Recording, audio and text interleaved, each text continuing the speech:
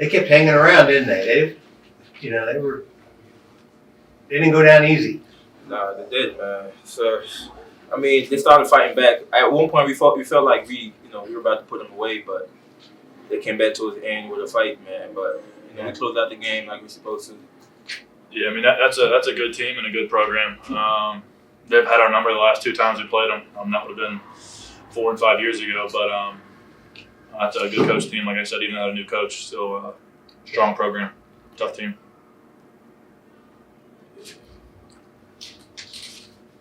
Look at switching from the mentality of the 2 league games last week now to this non-conference game, then you're going to go back. Was that kind of in the back of your mind, or was it not something that really came up at all? No, we taking a game at a time. It's a home game, right?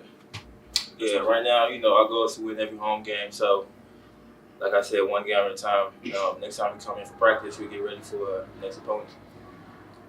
Brandon, what has Jack added to you guys the last 5-6 games here, especially?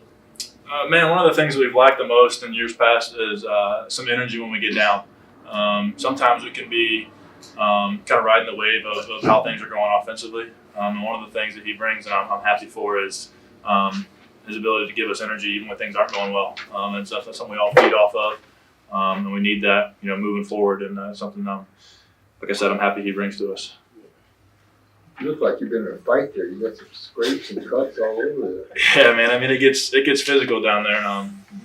Some tough matchups in the paint down there with those guys tonight. You guys had some close games this year. 3 of them actually hadn't gone your way. When they took the lead late, is that in your mind at all, or is it next possession? What's the thought pattern there? You knew we were the better team. Maybe you just had to lock in, get some stuff, and win the game. Yeah, I can speak on being here a while. I'll be honest, it probably does linger a little bit in there. In years past, we haven't won those close games. I'm not sure if I can pin down one specific reason, but tonight it probably did creep into some of our minds, especially the guys that have been here. And we're just trying to turn that around and not make that the thing that we're known for, losing close games. We don't want to continue that. Like you said, we've done it a few times already this year. Yeah. So we're trying to limit that, and then when it comes down the line, in March and stuff, we want to try and win those close games because that's what's going to come down to, honestly. Brandon, long lost reporter here. My first game of the year. As far as the team, how was it for you? This is the first time I had a chance to talk to you guys, but how was it for the team to be able to have Coach Sarge and somebody you guys already know take over instead of bringing somebody new in? It's pretty important because it's like a program thing. We didn't open up a search and have a whole bunch of different guys come in and stuff. We knew pretty soon after Coach Nagy was leaving who our guy was going to be. And that's something that, me and the rest of the guys who stayed, we appreciate that. And I've said this before, he recruited me. He was the first guy that recruited me, so we got a bond. And I think that relationship is partially what kept me here. So it's really something that a lot of the guys that have been here really appreciate, especially him staying. Means a lot to us. Seems like you guys are comfortable with him, and it seems like everything's going pretty good. Yeah, and we're just trying to not repeat some of the same things we've done in years past. We can keep harping on how bad we were defensively in years past and just trying to break that trend of what's gone wrong in the past. I'm going to keep coming back to that when I talk to you guys. Jack, asking the question back to you. What playing with Brandon? What does Brandon give you guys? Man, just like a pillar to lean back on. He's just such a. I mean, most of the time he always has an advantage on his defender, so a lot of times he bails us out. It's more than just offensively. His voice, his presence defensively, and just being just that calm presence that we know that, whenever we need a bucket, we can throw in there. He set good screens, he grabbed rebounds, he talked to us in defense. So it's many ways I could describe how he helped us, guys. That's a few ways right there. Jack, are you starting to feel comfortable here the last few games, especially? It seems like it's going up another notch. I feel like as a team, we trend in the right direction, and we feel like everybody getting comfortable. We get to know each other and whatnot. So, yeah, I'm definitely feeling comfortable just by being around these guys for a longer period of time. So, like, things are matching up pretty well.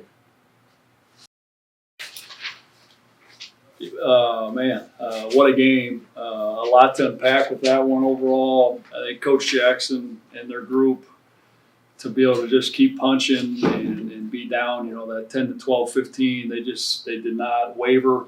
I think you got to give them a lot of credit. Their style of play is unique. They have a unique way of getting under your skin with their physicality, and I thought they did that with us tonight. But I think for our group, extremely proud to, again, to be up 10-15 and kind of have the game in hand.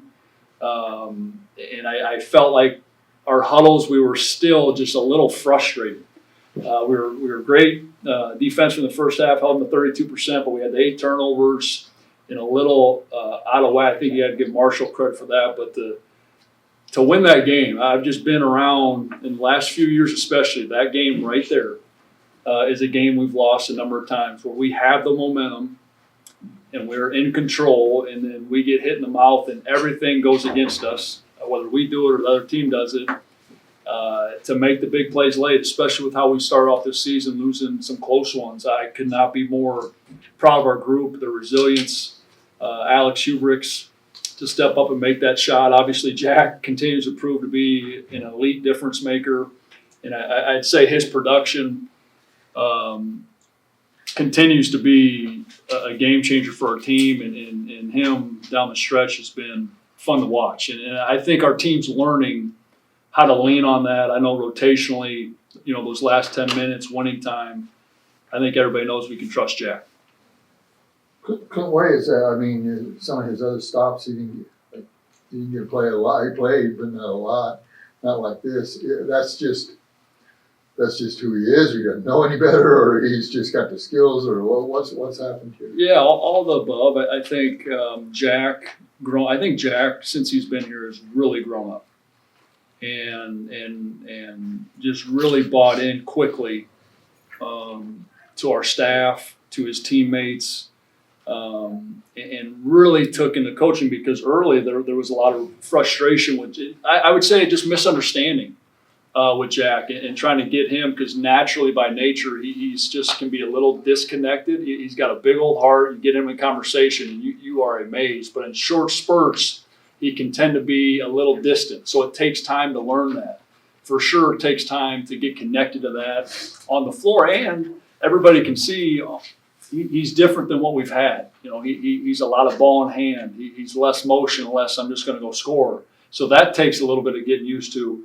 And, I think his previous stops, can't speak to that, but I think there's just been a lot of patience with him here and a lot of grace. And he's had a lot of grace with me. With learning him, and he's a very mature, very bright kid with a great heart. First half was a defensive, I'm sure, just like you want, and then I think they scored 50, 51 or something in the second half. What was the difference in the two halves? I think I think their mentality shifted a little bit. They came out like you would expect them to do. It's a tradition-rich program that's coming off a loss, and we really, I thought, hit them in the mouth to start. And then they came out and threw the next punch, and they really got downhill. They found some shots to fall. Coming into this game, they were one of, I think, bottom 10 to 20 in 3-point percentage. I think that gave them some life. And they just caught momentum. That can happen in a half, and that's certainly what happened in the second half. Carter gave you a strong first half, right? Yeah, he's all. I mean,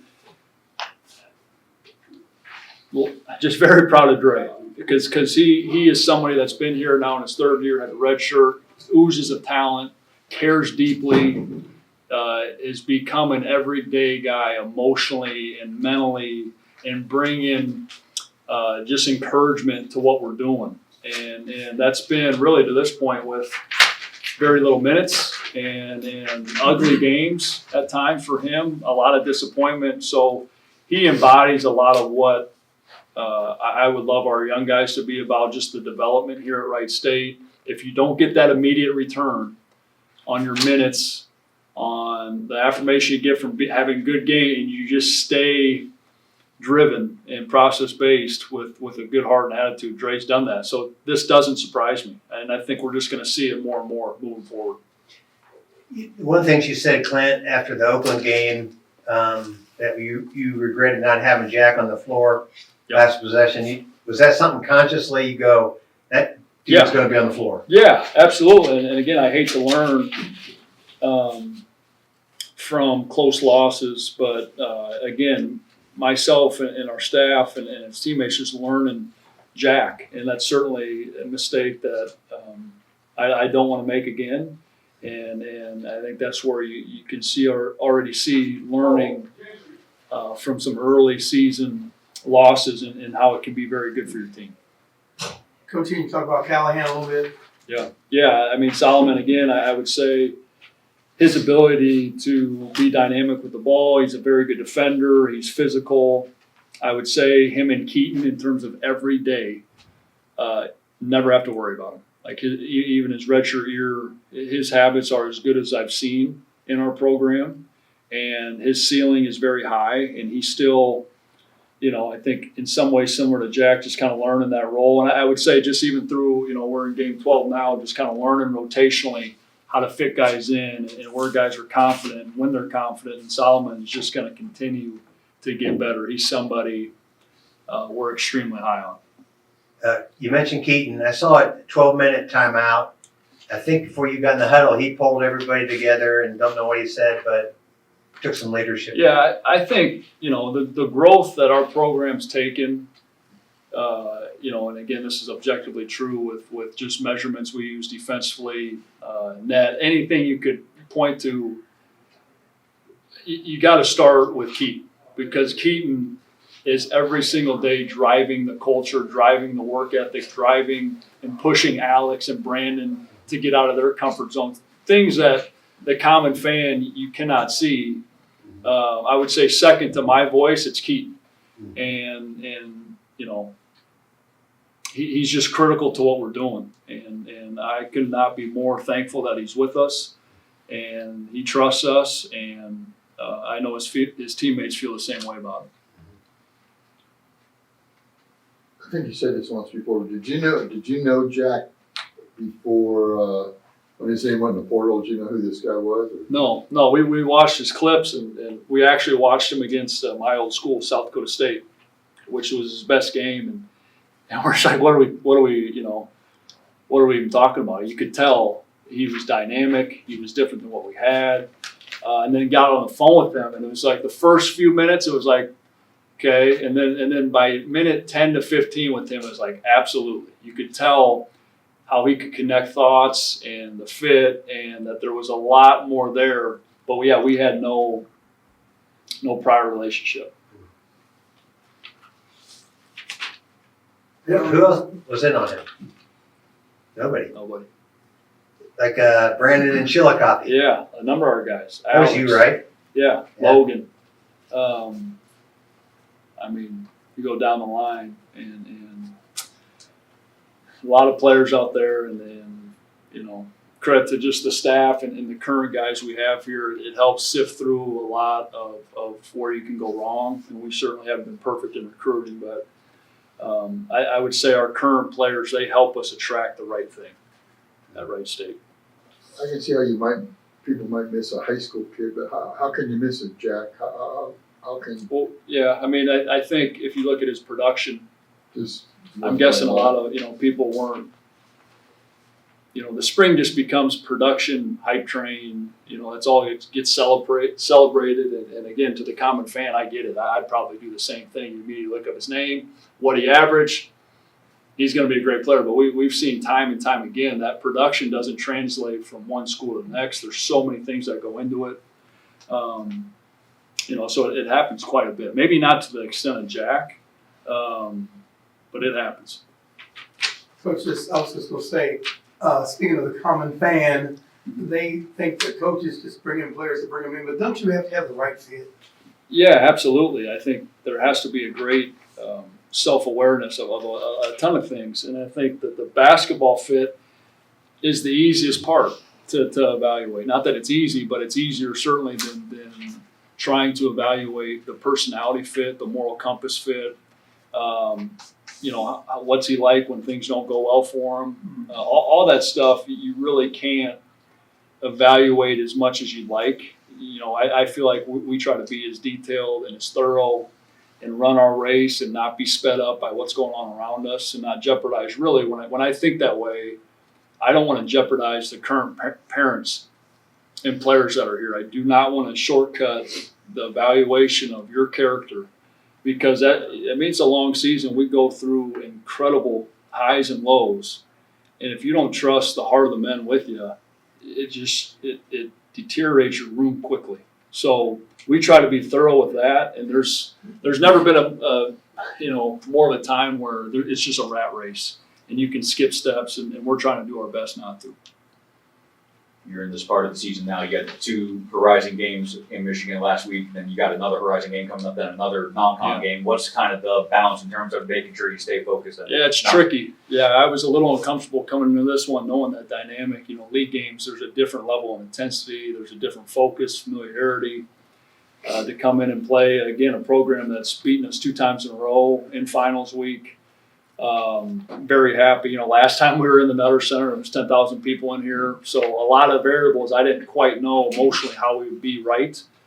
And then, like you said, now we have a week, and you got Youngstown. And that's where I lean on our older guys, the experience, just to kind of understand, have a mature day-to-day. Because it can, again, there's just so many dips and turns through your team, trying to keep them focused. And this is another little wrinkle, but I have no doubt our guys will do it correctly.